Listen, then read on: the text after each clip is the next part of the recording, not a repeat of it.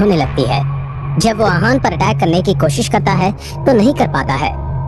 आहान finally Danny को हरा देता है, पर मारता नहीं है ताकि निर्वाणा उससे बदला ले सके। जब आहान अरमान की हालत का जिम्मेदार उन्हें ठहराता है तो माइक को बहुत गुस्सा आता है और वो उस पर चिल्लाने लगता है। आहान माइक को प्रोवोक करता है, अपने देश वापस जाओ और सबको बता देना कि अगर किसी ने मेरे परिवार या दोस्तों को परेशान करने के बारे में सोचा भी तो मैं उनकी जान ले लूंगा। आहान ने कहा। इस वक्त माइक उसे घूर रहा था और उसकी बॉडी से किलिंग इंटेंट एमिट हो रहा था। वो इतने गुस्से में था कि आहान को तुरंत ही मारना चाहता था। और एक बात, आहान की बात अभी पूरी भी नहीं हुई थी। वो कुछ कदम आगे आया और उसने माइक से कहा, जिन्होंने अरमान सर की इंफॉर्मेशन लीक की थी, मैं उन्हें जरूर ढूंढूंगा और जिस दिन वो मेरे हाथ आ गए मैं उन्हें ऐसा सबक सिखाऊंगा कि वो जिंदगी भर याद रखेंगे। Tell them to wait for me। Mike को बहुत गुस्सा आने लगा। वो अपनी जगह से उठा और भागता हुआ स्टेज की तरफ आने लगा। वो जोर से चिल्लाया, I will kill you। अच्छा, ऐसी बात है, आहान ने कहा और जमीन पर अपना पैर पटका। इस वजह से जमीन पर बहुत जोर से झटका आया और डैनी बेहोश हो गया। ऐसा लग रहा था जैसे उसमें बिल्कुल जान ही नहीं बची थी। देखने वालों को डैनी पर बहुत तरस आ रहा था। एक तेज आवाज के साथ माइक स्टेज पर आ गया। वो जितना गुस्से में था वो आहान पर अटैक करने के लिए रुक नहीं सकता था, पर इससे पहले कि वो कुछ भी कर पाता, अलायंस के सीनियर इवान ने कहा, mister mic, I don't think आप हमारे रूल्स तोड़ना चाहते हैं। इवान का चेहरा एक्सप्रेशनलेस था, पर उनकी आंखें माइक को चेतावनी दे रही थी। कोई भी सीनियर या ओल्डर जनरेशन का मार्शल आर्टिस्ट किसी कंटेस्टेंट को हाथ भी नहीं लगा सकता था। जब आहान और जियान की फाइट हुई थी तब चैंग ने भी आहान को मारना चाहा था, पर अलायंस के डर से वो रुक गए। वैसे ही माइक को भी रुकना पड़ा। कोई भी इंटरनेशनल मार्शल आर्ट अलायंस के अगेंस्ट नहीं जा सकता था। माइक सिर्फ इवान की वजह से नहीं रुका था। गोपाल, जाकिर, रुद्र भी आहान के सामने आकर खड़े हो गए थे।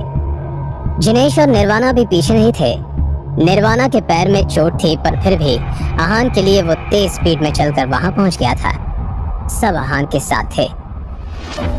अगर माइक आहान को नुकसान पहुंचाने की कोशिश भी करता तो सब उस पर अटैक करने के लिए तैयार थे। सबको अपने अगेंस्ट देखकर माइक हड़बड़ा गया।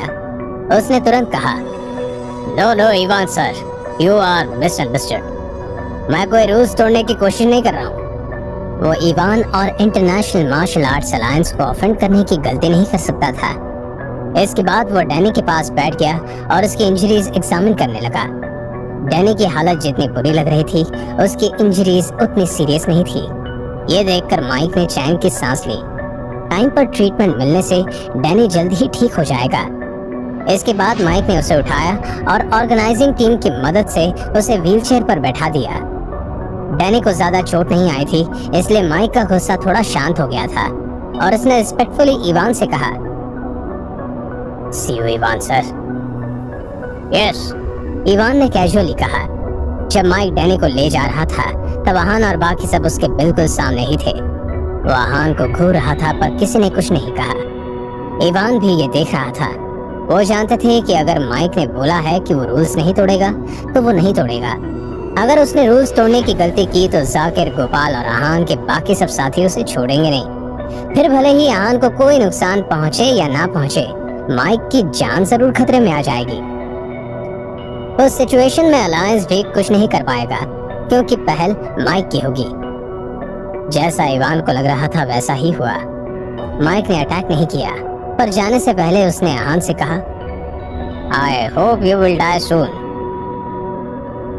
ऐसी बातें आप लोग बहुत बार करते हैं। पहले भी जब मैं अपने मास्टर के साथ वहां आया था तभी आप लोगों ने मुझे यही बोला था, और आज भी आप यही बोल रहे हैं। आपका चेला भी आपके जैसा है। उसने भी मैच शुरू होते वक्त यही बोला था, पर अब उसकी हालत देख ही रही है, आहान ने कहा। माइक को बहुत गुस्सा आया, पर उसने कुछ नहीं कहा। This is India's Aahan Raizada. This is what is expected from him. Audience में से किसी ने कहा। सब आहान के एटीट्यूड और टेम्परामेंट के फैन हो गए थे। वो जो भी बात बोलता था सब बहुत इम्प्रेस हो जाते थे। वो लोग उसके लिए बहुत खुश और हल्ला मचा रहे थे। इस बीच डैनी को भी होश आ गया। अपने सामने आहान और बाकी सबको देखकर उसका दिल मायूस हो गया। उसने देखा कि कैसे आहान की आंखें चमक रही हैं और सब उसे प्रेज कर रहे हैं। डैनी के कानों में वो सारी बातें गूंजने लगी जो उसने निर्वाणा से कही थी। उसे याद आ रहा था कि उसने इंडियन मार्शल आर्ट्स को कितना बदनाम किया था और मार्शल आर्टिस्ट की भी रिस्पेक्ट नहीं की थी। ये सब बातें सोचकर उसके दिल में इतना दर्द हो रहा था कि वो कहीं जाकर अपना मुंह छुपाना चाहता था। डैनी को होश में आता देख निर्वाणा से रहा नहीं किया और उसने कहा, हे यू, तुम्हें याद है मैंने कहा था कि अगर आहान भाई तुम्हें हरा नहीं पाए तो मैं सबके सामने अपनी जान दे दूंगा। Well, I'm grateful to आहान। उन्होंने तुम्हें हरा भी दिया और जान से मारा भी नहीं। अब तुम और मैं जल्दी मिलेंगे और तब मैं तुम्हारा सर धड़ से अलग कर दूंगा।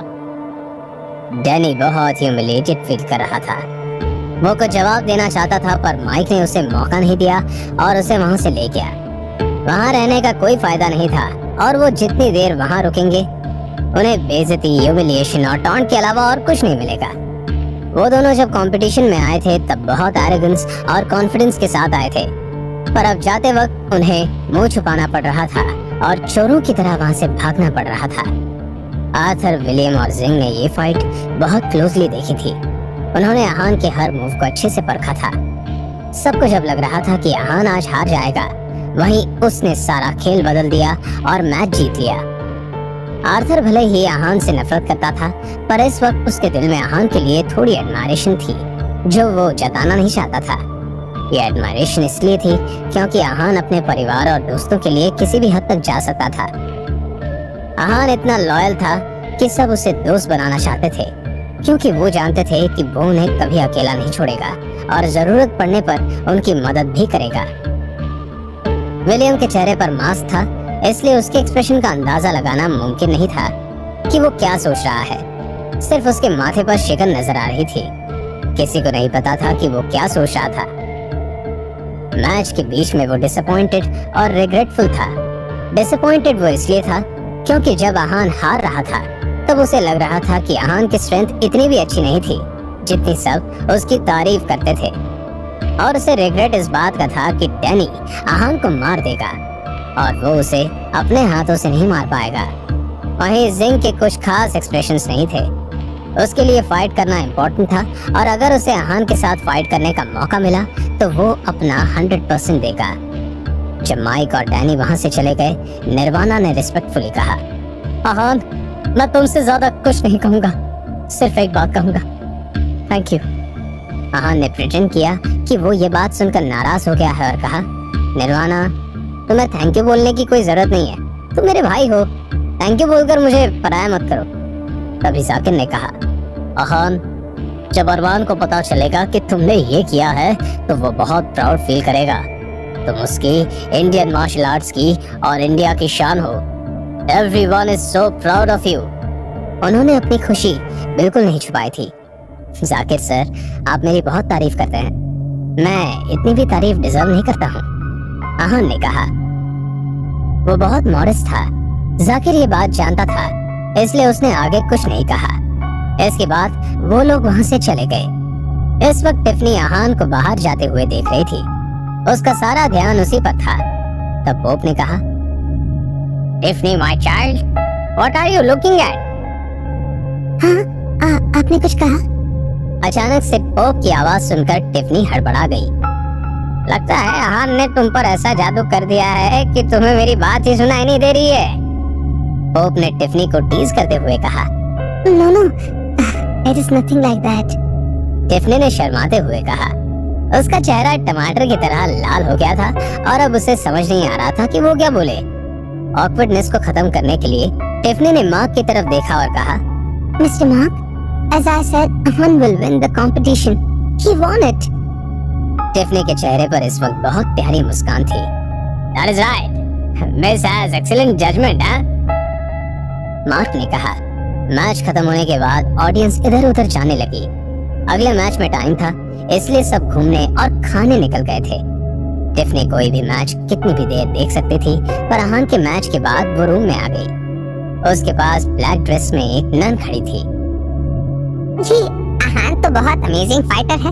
उसने लगातार कितने सारे मैचेस जीत लिए हैं, नन ने कहा। Indeed, He's amazing. टिफनी ने कहा और आहान के बारे में सोचने लगी। मिस, आज दोपहर में आर्थर का मैच है। आप मुझे वो मैच दिखाने अपने साथ ले जा सकती हैं? नन ने पूछा। मैं बहुत थक गई हूँ, मैं वो मैच देखने नहीं जाऊंगी। टिफनी ने कहा। आहान और आर्थर के कंपैरिजन की वजह से वो थोड़ा डिस्टर्ब हो गई थी। What? ये बात सुनकर नन हैरान थी। चर्च में सब जानते थे कि आर्थर टिफनी को कितना पसंद करता था और उससे शादी करना चाहता था। अचानक से टिफनी को एक सवाल सूझा और उसने नन से पूछा। एक बात बताइए, आपको क्या लगता है आहान और आर्थर के बीच की फाइट में कौन जीतेगा? I think आर्थर ही जीतेगा। आहान भले ही बहुत पावरफुल है, पर वो आर्थर की टक्कर का नहीं है। नन ने कहा। ओके। टिफनी इसके आगे कोई डिस्कशन नहीं करना चाहती थी। अब पहला मैच जिंग का था। उसके और उसके ओपोनेंट के बीच में बहुत टक्कर की फाइट चल रही थी। दोनों में से कौन जीतेगा इसका अंदाजा लगाना बहुत मुश्किल था। काफी देर फाइट के बाद जिंग बहुत कम मार्जिन से फाइनली जीत गया था, पर जिंग जानता था कि उसके ओपोनेंट ने पूरी स्ट्रेंथ नहीं दिखाई थी। शायद वो आर्थर और विलियम से फाइट करने के लिए अपनी एनर्जी सेव कर रहा था। स्टेज से नीचे आने से पहले अचानक से जिंग ने कहा, Aahan Raizada from India, looking forward to fight with you. This is a martial arts match and you are one fighter I am looking forward to have a face off with. आहान जो इस वक्त ऑडियंस में बैठा था इस बात का जवाब कैसे देगा? जानने के लिए सुनते रहिए सीक्रेट अमीरजादा ओनली ऑन पॉकेट